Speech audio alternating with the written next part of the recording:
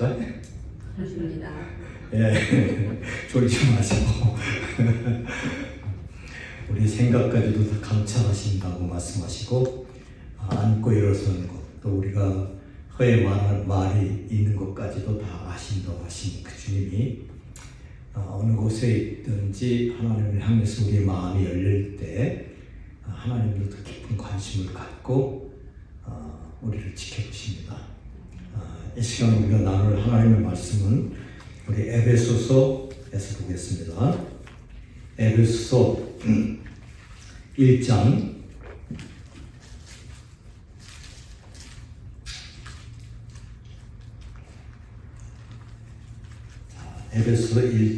15절부터 우리 22절까지 보겠습니다. 23절까지 보죠. 자, 한 목소리로 읽습니다. 이로 말미암아 주 예수 안에서 너희 믿음과 모든 성도를 향한 사랑을 나도 알고 듣고 내가 기도할 때에 기억하며 너희로 말미암아 감사하기를 그치지 아니하고 우리 주 예수 그리스도의 하나님 영광의 아버지께서 지혜와 계시의 영을 너에게 주사 하나님을 알게 하시고 너희 마음의 눈을 밝히사 그의 부르심의 소망이 무엇이며 성도 안에서 그 기업의 영광의 풍성함이 무엇이며 그의 힘의 위력으로 역사하심을 따라 믿는 우리에게 베푸신 능력이 지극히 크심이 어떠한 것을 너희로 알게 하기를 구하노라. 그의 능력이 그리스도 안에서 역사하사 죽은 자들 가운데서 다시 살리시고 하늘에서 자기의 오른편에 앉히사 모든 통치와 권세와 능력과 주권과 이 세상뿐 아니라 오는 세상에 일컫는 모든 이름 위에 뛰어나게 하시고 또 만물을 그의 발 아래 복종하게 하시고 또 그를 만물 위에 교회의 머리로 삼으셨느니라. 교회는 그의 몸이니 만물 안에서 만물을 충만하게 하시는 자의 이에 충만이니라. 아멘.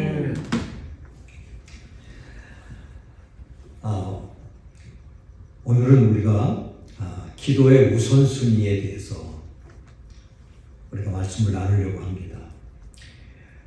사도 바울이 복음을 전하면서 생겨진 많은 교회들이 있었죠.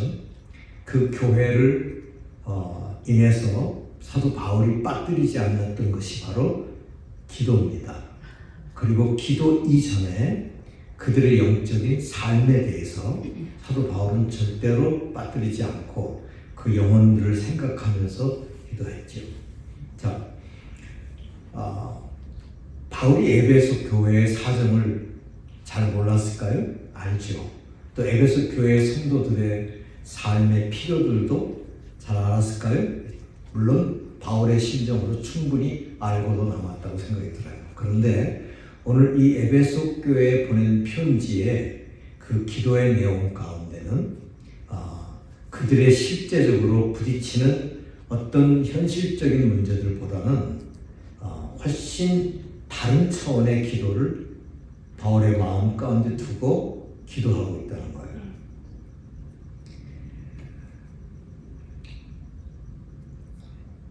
사도 바울이 에베소 교회를 생각할 때 에베소 교회의 성도들은 확실하게 거듭난 성도들입니다.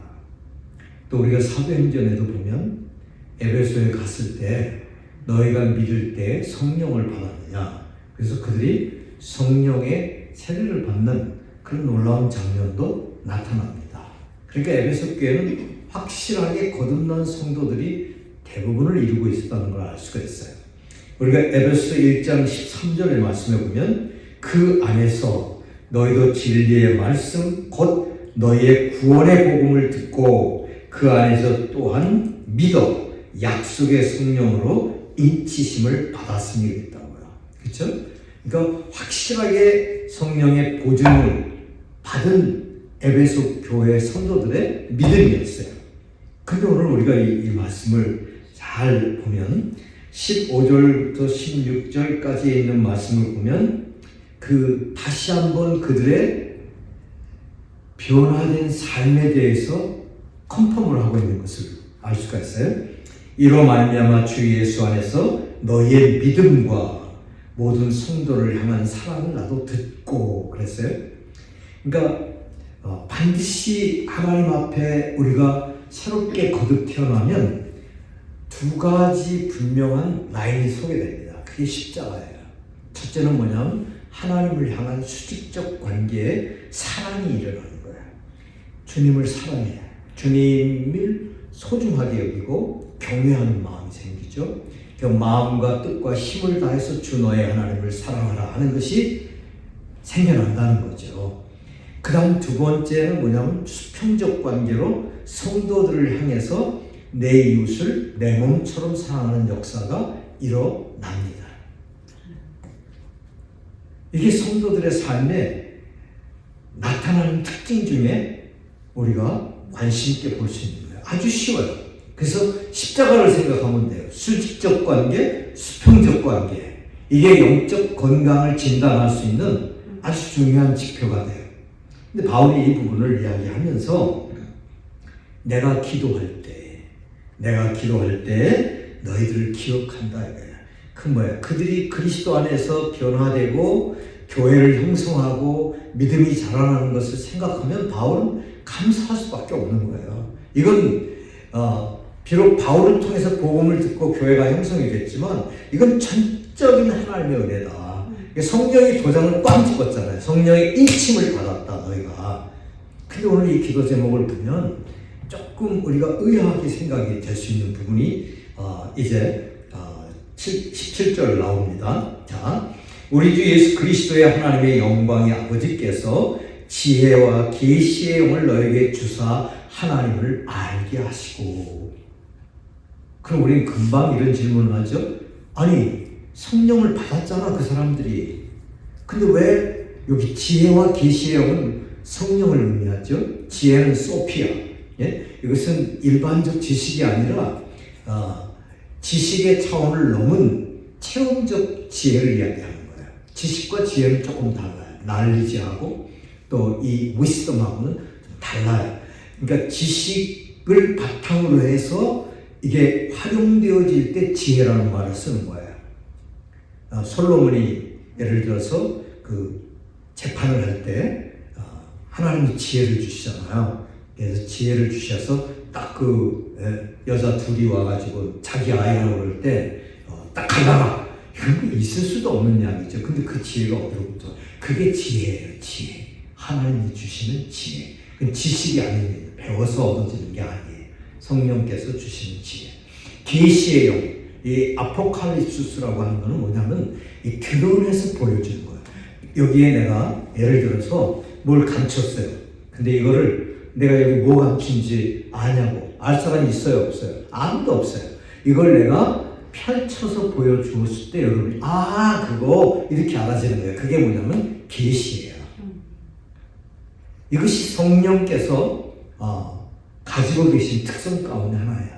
성령이 지혜도 주시고 계시해 주시고. 그래서 지혜와 계시의 영은 성령을 의미하는 거예요. 근데 너에게 성령을 주사 그러면 그렇게 표현되는 거죠. 그리고 하나님을 알게 하시고 이들은 다 하나님도 아는데 그리고 성령도 알고 근데 왜 이렇게 썼을까요? 이것은 새로운 어떤 성령이 주어지고 하나님을 아는 어떤 지식을 의미하는 것이 아니라 이런 의미예요. 우리가 구원은 일회적 관계로 이루어지죠. 관계, 릴레이션십으로 구원의 하나님과 우리 사이의 아버지와 아들의 관계가 형성이 된다고요. 근데 그게 다 된 거냐? 아니, 그건 시작에 불과해요.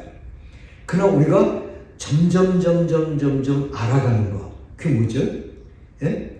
알아가면 알아갈수록 내 뭐가 커져요? 우리 믿음이 커지고 신뢰가 커지죠. 이게 알아가는 거예요. 그러면서 우리가 어떻게 돼요? 성숙되어져 가고 성장해 가는 거죠.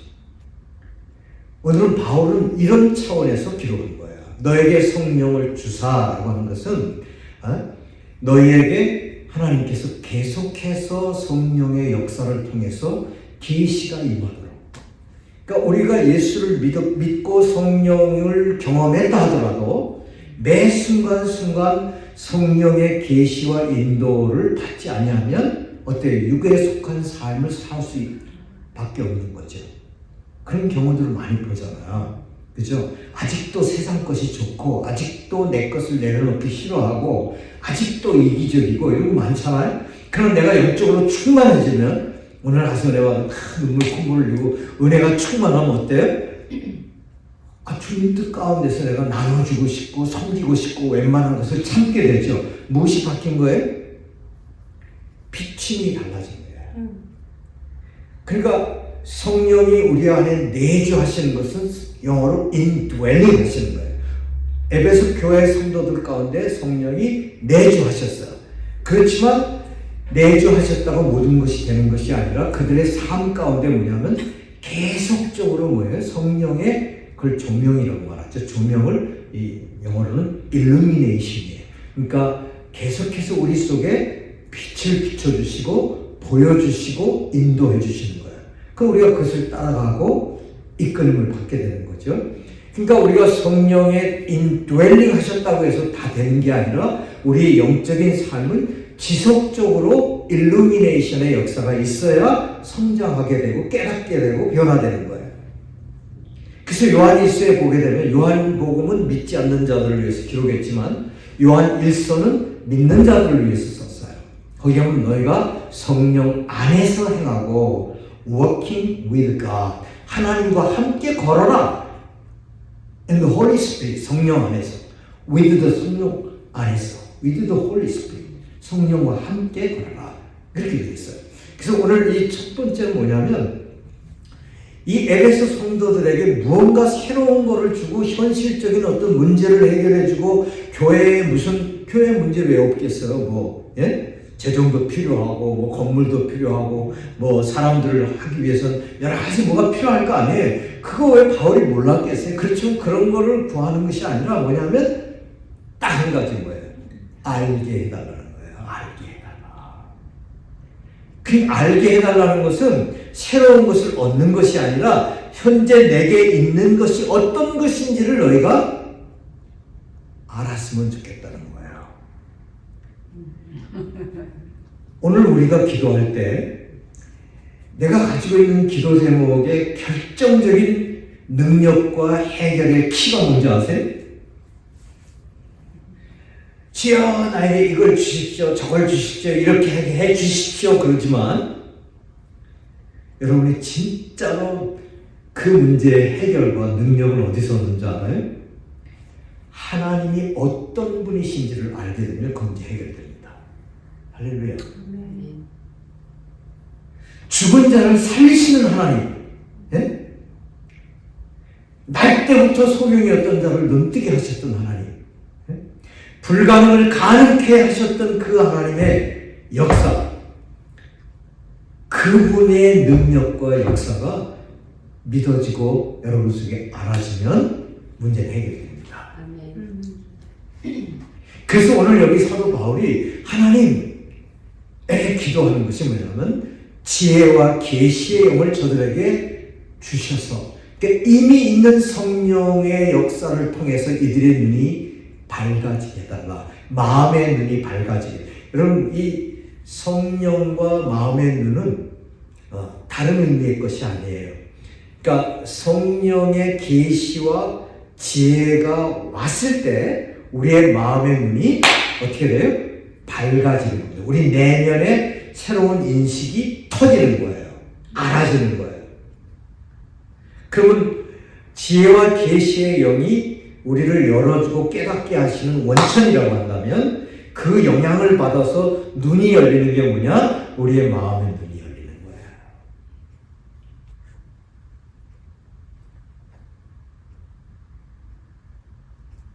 그러니까 open my heart, 하나님 내 마음의 눈을 열어주십시오. open my eyes, 내 눈을 열어주십시오. 보게 하옵소서.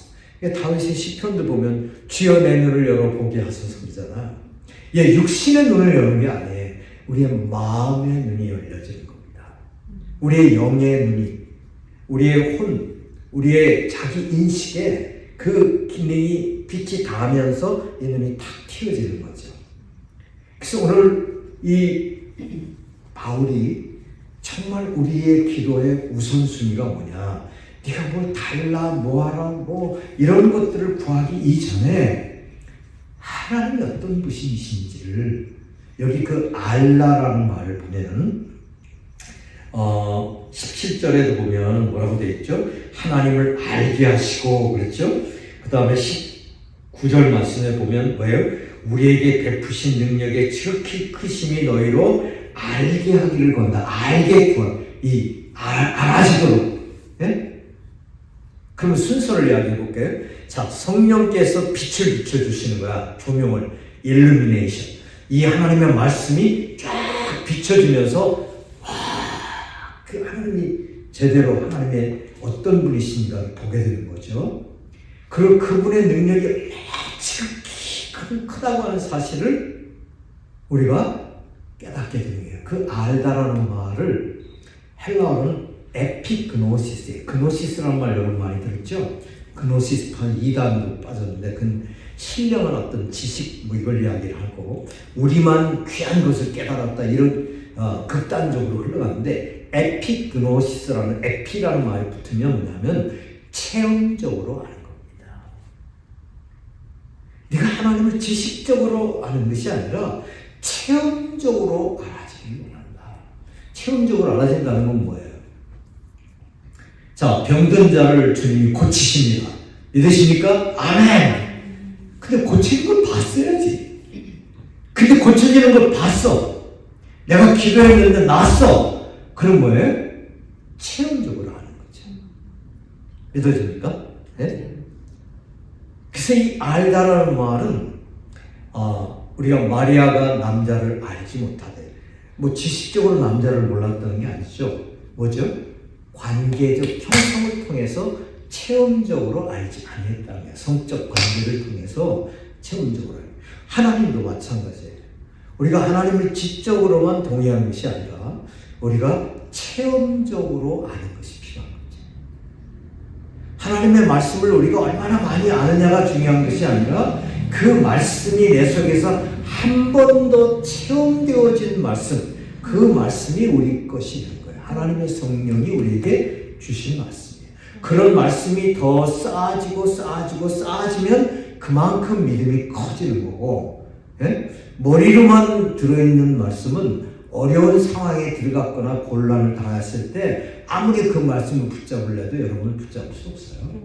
말씀이 여러분을 붙잡아야지 내가 말씀을 붙잡는다고 해서 되는 게 아니에요. 반드시 성령이 거기에는 역사하실 때 그 말씀이 되시는 거예요. 자, 내가 예를 들어볼게요. 저도 안 믿어지는 것이 있어. 예를 들면 이 말씀이었어요. 그 우리 치유 사역하는 목사님이 있는데 맨날 이 베드로전서, 여러분도 많이 들었을 거예요. 베드로전서 2장에 있는 말씀, 이사야서 있는 말씀을 들어서 주님께서 채찍에 맞음으로 너희가 나음을 얻었고, 그렇죠? 네? 사실 믿어집니까? 그 말씀을 수차례 해요. 나도 그 말씀을 했죠. 근데 목사님, 주님이 채찍에 맞으심으로 십자가에서 이미 모든 병을 다 짊어지시고 낫게 하셨습니다. 그 말씀을 믿고 선포하십시오. 나는 나았다. 나는 나았다. 그럼 나는 안 믿어져요. 솔직하게 그 말씀이. 그분은 그렇게 막 입에 침을 튀어가면서 하는데 나도 믿고 싶죠. 근데 그 말씀이 말씀 그대로 있지 내 것이 안 되더라고요. 무슨 말인지 이해가 되겠어요? 근데 요즘 와서 조금씩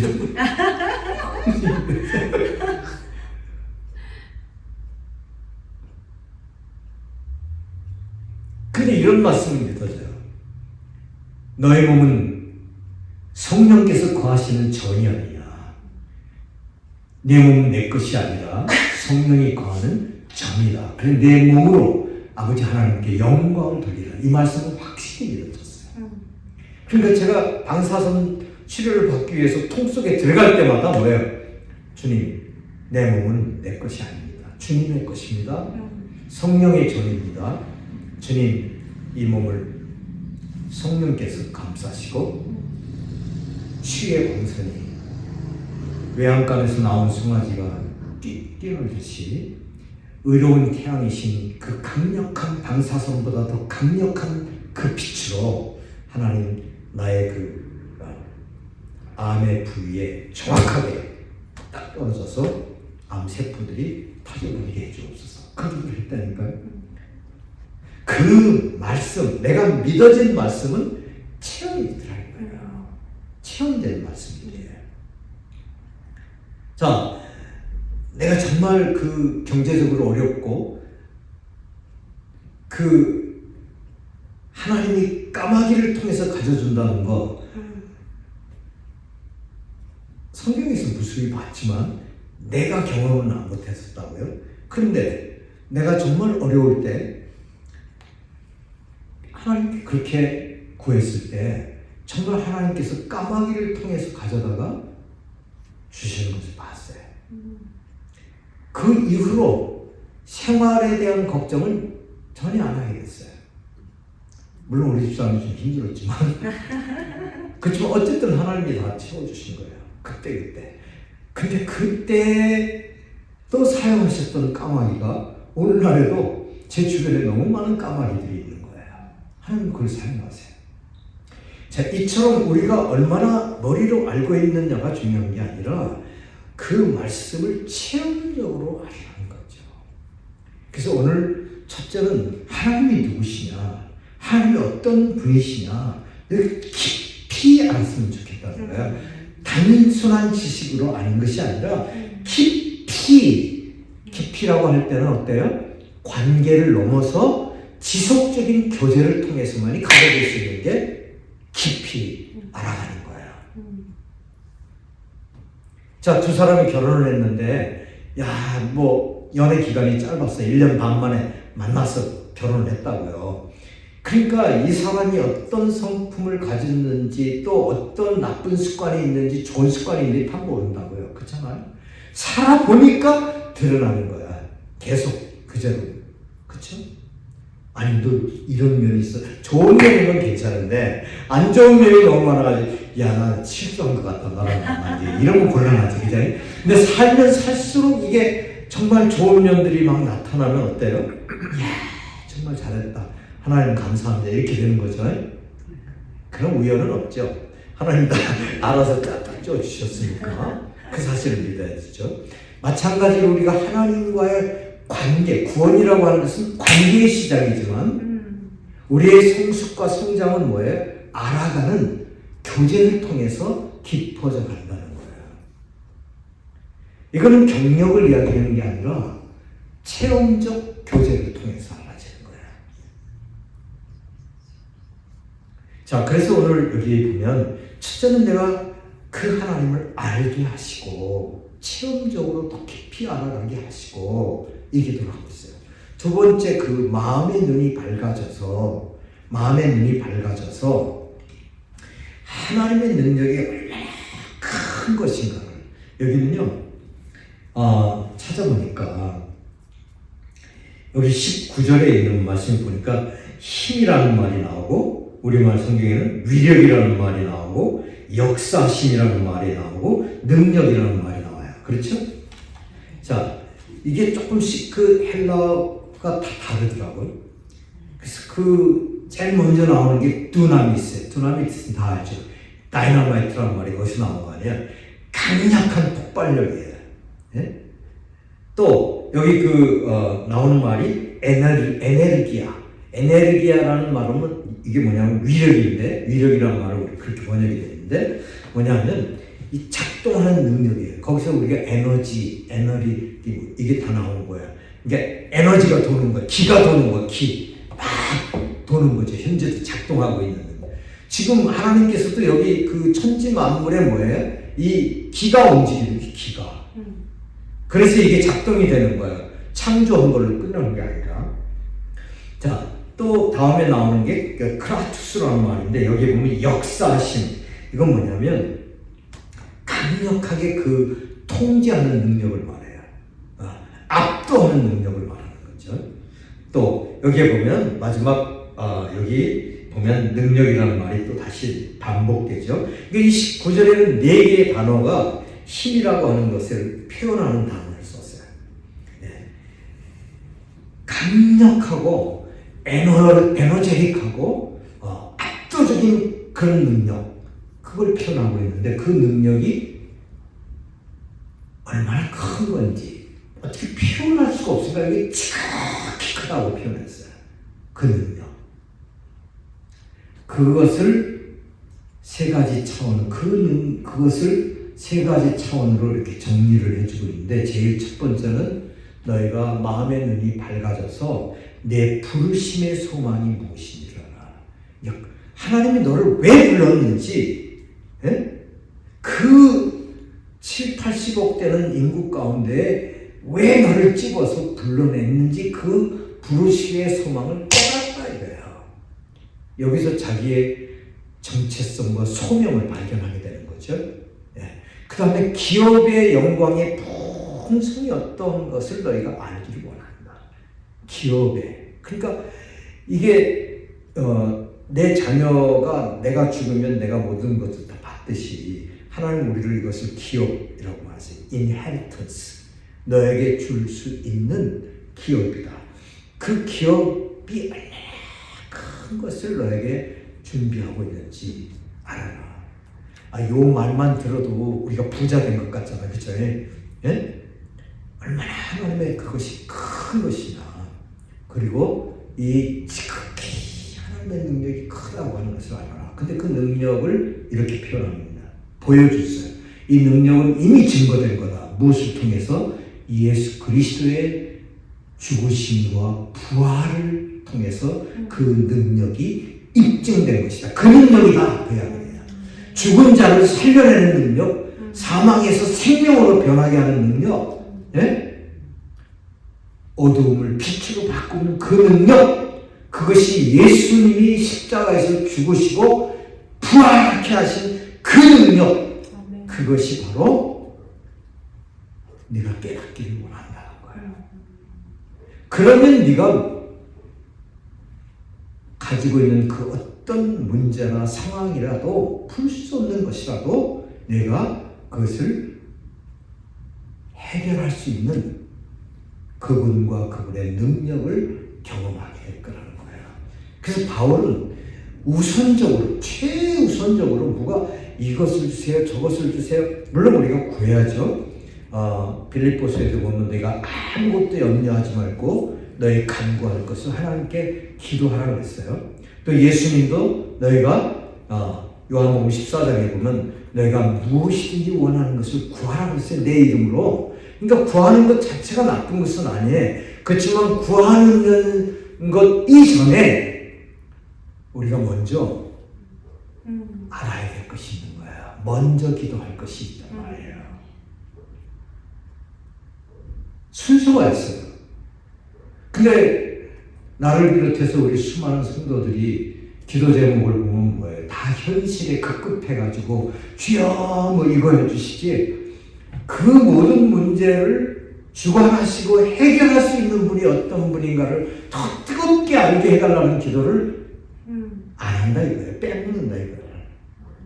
그러니까 주님도 말씀하잖아요. 마태복음 6장 33절에 너희는 먼저 뭐예요? 그의 나라와 의를 구해라. 먼저 구할 것이 있다니까요. 하나님의 나라와 의를 구해라. 그러면 이 모든 것을 너에게 더하시리라. 이 세상은 어차피 세상 임금이 심판을 받고 처리될 것인데, 이 세상을 통제하고 주관하시는 그 하나님의 통치된 하나님의 나라와 의를 구해라 이거야. 의는 없나니 한 사람도 없다. 이 세상에 눈 찍고 씻어봐도 의는 없어요. 오직 의는 예수 그리스도 한 분에게 있는 거죠. 그걸 구해라 그러나. 그러면 이 모든 것들은 잘잘하게 풀린다는 거예요. 자, 오늘 이 바울이 에베소 성도들의 삶에 대해서 너무나 잘 알고 있었겠죠. 그렇지만 정말 이들에게 있어서 구해야 될 우선적인 기도가 무엇이냐? 지혜와 계시의 영을 통해서 하나님을 알게 해라. 네가 성령의 빛 가운데로 들어가기를 원한다. 성령께서, 그러니까 고린도전서에도 말씀 나오잖아요. 고린도전서 2장 12절에서 14절에 보면 우리가 세상의 영을 받지 아니하고 하나님께로 온 영을 받았으니 그랬잖아요. 그래서 하나님이 우리에게 은혜로 주신 것을 어떻게 해요? 알게 하시기를 구한다 그랬단 말이에요. 하나님이 우리에게 은혜로 주신 것들을 우리가 못 깨닫는 거예요. 그러니까 마음의 눈이 어두워지면 어떻게 되나? 여기 그 에베소 4장에 가면 잘 표현되어 있어요. 에베소 4장 18절에 보면 그들의 총명이 어두워지고, 총명, 이 사고 체계가 어두워진단 말이에요. 또 그들 가운데 있는 무지함과 그들의 마음이 굳어져. 그러니까 마음이 딱딱하게 굳어지는 거야. 하나님 말씀이 떨어지면 어떻게 돼? 이게 좋은 밭이 돼야 되잖아요. 그렇죠? 근데 마음이 굳어졌다는 말은 딱딱해진 거예요. 말씀을 받아도 말씀이 뜨거운 길가밭처럼 되었다는 거야. 이게 뭐예요? 마음이 굳어진 상태예요. 마음의 눈이 닫혀져 있는 상태예요. 왜 그렇게 되냐? 그건 뭐 여러분 알죠. 우리가 하나님과 교제가 끊어진다든지 죄악 가운데 거한다든지 우리가 하나님께서 주시는 그 성령의 음성에 대해서 자꾸 불순종한다든지 그럼 차차로 그것이 가면서 어떻게 돼요? 우리가 마음이 식어지고 굳어지는 거죠. 그래서 이 총명이 우리의 그 사고 체계가 점점 좀 굳어져가요. 하나님께 대한, 그러니까 혼이 자꾸 세상 쪽을 향해서 가는 거예요. 영을 쫓아서 가야 되는데, 너희가 성령을 쫓아가야 되는데 육을 쫓아서 가게 된단 말이에요. 자, 우리는 기도해야 될 제목들이 많죠. 그래서 정말 우리가 늘 하나님 앞에 기도하는데 내 자신을 위해서 기도한다고 할 때 제일 먼저 중요한 것은 성찰이에요. 자기 성찰. 지금 내가 어떠한 상태에 있는가? 내가 영적으로 지금 무감각한 상태는 아닌가? 영적으로 죽어가고 있는 상태는 아닌가? 내가 하나님과의 교제는 늘 신선한가? 하나님의 음성은 내게 들리는가? 이것이 먼저 우리가 기도하기 전에 돼야 되는 문제야. 그래서 성경 말씀을 보면 내가 그 성경 구절을 이야기 안 하겠죠. 뭐냐면 너희가 기도와 간구로 너희 구할 것을 감사하라 하는 거예요. 네? 그러니까 기도는 prayer잖아요. 그죠? 그 다음에 간구는 supplication이에요. 네? 그러니까 이게 기도와 간구가 나뉘어져 있어요. 기도는 뭐냐면 하나님 앞에 어저스트 하는 거예요. 내가 잘못된 거를 딱 줄을 맞추는 거야. 네? 그러면 기도가 되면 기도로 내가 하나님과의 라인이 딱 맞아 떨어지면 어떻게 돼요? 그때 supplication, 하나님 주십시오. 하나님 해결하세요. 이렇게 간구를 하게 되는 거야. 순서가. 그러니까 오늘 우리가 이 말씀을 보면서 먼저 구해야 될 것이 있다. 우리가 기도해. 내 먼저 성찰을 통해서 하나님 앞에 그게 해결이 되면요. 그 다음에 문제는 해결이 돼요. 아마 여러분도 기도 응답을 경험해봤겠지만 내 속에 무언가 막혀있으면 뭔가 해결하지 않은 것을 가지고 있으면서도 내가 어떤 것을 구할 때 하나님께서 먼저 우리에게 해주시는 경우죠. 내 안에 막힌 부분을 깨우쳐 주세요. 그래서 그것을 토해내게 하고 회개하면 그 다음에 문제는 그냥 해결되는 거예요. 그런 경험 해봤죠? 다윗도 범죄했잖아요. 그랬을 때 어떻게 했어요? 하나님 앞에 나단 선지자를 통해서 책망받은 것을 막 토해내잖아요. 하나님 구원의 즐거움을 회복시켜달라고 이렇게 기도하잖아요. 하나님께서 그 다음에 모든 걸 다 리커버리 해주시죠. 그래서 허물의 사함을 받고 죄의 사함을 받은 자는 복이 있다는 말입니다. 그래서 어떤 분은 자기 여동생이 그렇게 미운 거야. 그러니까 집안에서 그 여동생에게 공을 많이 썼고 유학도 보내고 아주 뭐 닥터도 되고 했는데 부모를 제대로 잘 안 돌아보는 거예요. 예? 그러니까 자기 언니를 볼 때는 괘씸한 거예요. 예? 그러니까 이게 안 풀어지는 거야. 예? 섭섭함과 미움이. 그러니까 다른 기도를 하면 돼요, 안 돼요? 근데 하나님께서 뭐예요? 그 사실을 지적해 주니까 토해내고 싶지 않죠. 자기는 끝까지 자기는 가지고 싶지. 근데 모르겠어요. 하나님께 지금 토해냈는지 안 토해냈는지. 내가 볼 때는 그분이 그게 문제야. 근데 그게 안 토해내. 해결을 안 해. 자기는 절대로 자기 눈에 흙이 들어가더라도 용서를 못한다 그래요. 그럼 하나님도 하실 수 없는 거죠. 백날 기도해도 응답이 없는 거야, 그런 사람은.